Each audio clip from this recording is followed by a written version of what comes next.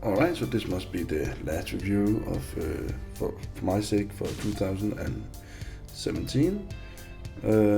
This is Defens of Crait. It is set number 75202, and it comes with 5 minifigures, Admiral Emad, a generic resistance trooper, Captain Poe Dameron, and 2 ordinary snow trooper. You also get, of course, the ski speeder as featured in The Last Jedi. It is a very wide ship. It's approximately the width of a resistance troop transporter. And you also get some terrain. You get a trench, which is here, and you get a gun emplacement that can swivel, and you get the tower in the back here. The set is fairly pricey. It's cost almost the same as an ATM6 at full price. But first, let's take a look at the ski speeder.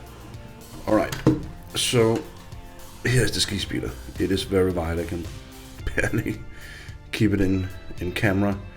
There's a bunch of stickers on it. Let's start from one side and just go down. This is the gun part area. You see there's 2 spring-loaded shooters. There are some small cannons here, and some pretend cannons here. And then the wing is built up.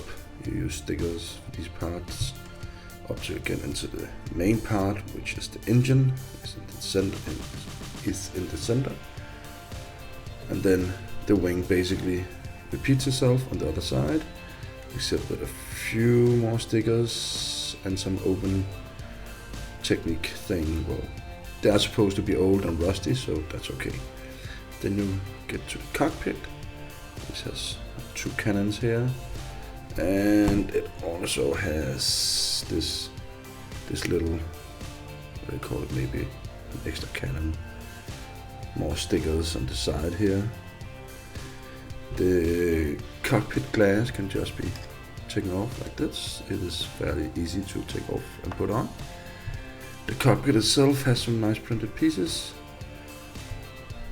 I think that's printed. I can't remember if these are stickers. These 2 here, if you can see them. These are stickers. And then for some reason, the seat comes down. There's nothing in here except for, like, you can see a Technic pin here. You can put the seat back up. I don't know why they did that, but well, the seat can come down. Then we have the engine part, which is the center of the ship.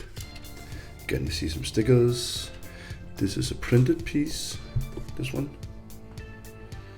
So, and there's the, what do you call it, the control rudder, something, more stickers. And then this is the thing that goes down and helps to steer the ship through the salt. There's no mechanism here, it's just gravity. This just goes down. The only way when this speeder is on the ground like this, it stands on these 2, like these and these. But if you want it with this knife thing down, then you have to build your own stand. There's no stand with the model, so you can only place it like this. Otherwise you have to swoosh it or whatever. Zoom. So it is a bit unevenly balanced. If you hold it in the middle like this, you can definitely feel that the cockpit is outweighing the gun. So it will always tilt towards the cockpit. So I don't know if they made it like that intentionally, but just you can feel it when you hold it up and go like this. All right, let's take a look at the side builds. These are the side builds. It is basically a lookout tower, a trench, and some sort of gun emplacement. You can move this, position it like in any way you want actually. Not in any way, but as this little break here allows, then this can do a 360. There's also a spring-loaded shooter right here. You can see the spring right there. There's a little gauge here. There's no motion in the cannon, so you can only do like a 360 spin around, but you can't elevate it, go up and down. Then there's this radar thing here. It's it's kind of funny. This part right here, that is a silver gun that is used to hold the radar. So I just found that funny. So then we have the trench in the middle. Actually, you can remove the turret. These two things come together. You can just move this around. Then you have the trench. It's fairly simple. There's this grenade launcher or whatever you call it. These are just ammo for the grenade launcher. There's a little staircase here, and there's some gridirons the soldiers can walk on, climb up, and run out into the battlefield. This, however, is stickers. So yeah, it's okay. It's fairly nice. If you get more sets, then you have more of this. Now for the tower. The tower is okay.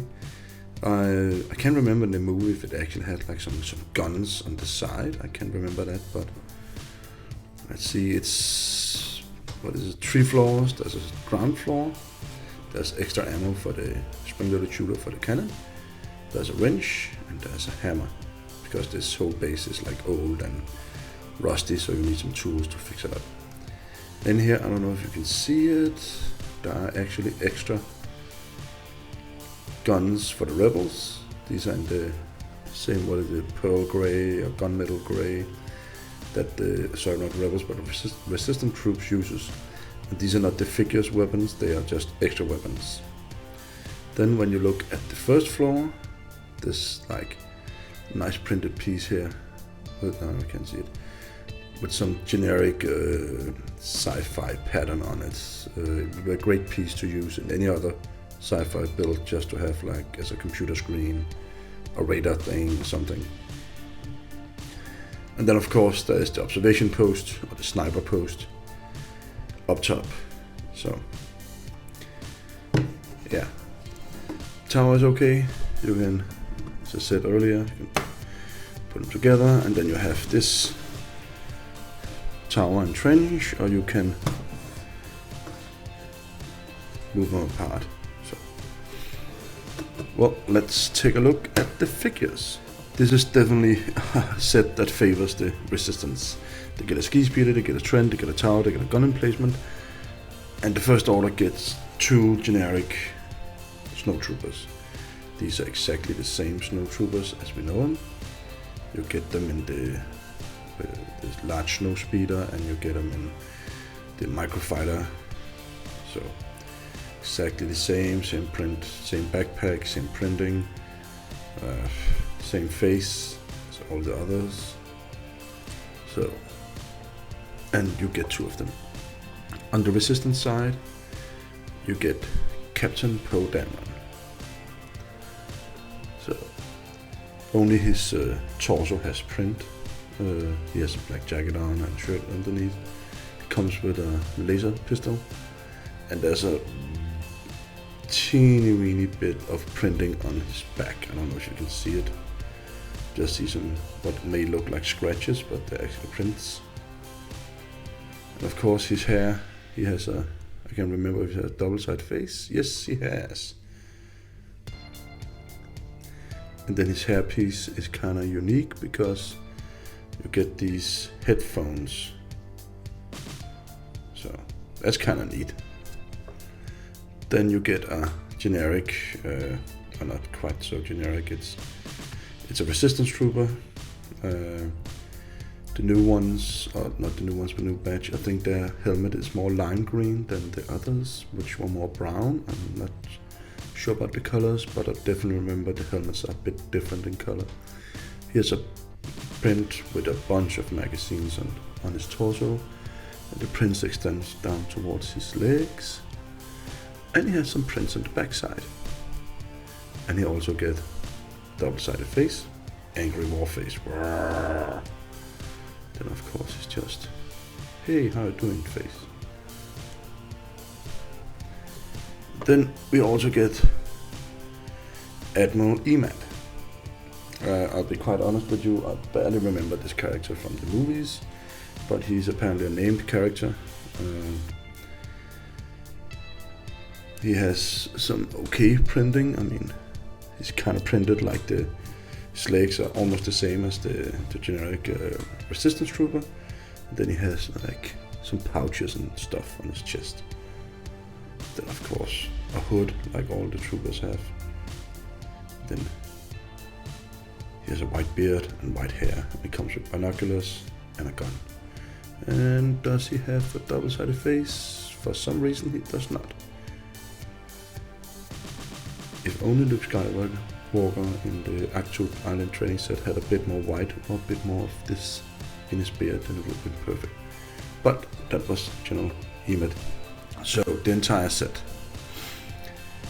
If this is supposed to be like a Resistance versus First Order, then definitely the First Order got cheated here, because the Resistance got all of this you see in front, and the First Order have these two guys in the back. Maybe they should have given them a little gun or something to set up, or maybe one or two more snowtroopers. Yeah. Anyway, that was the Defense of Crait review.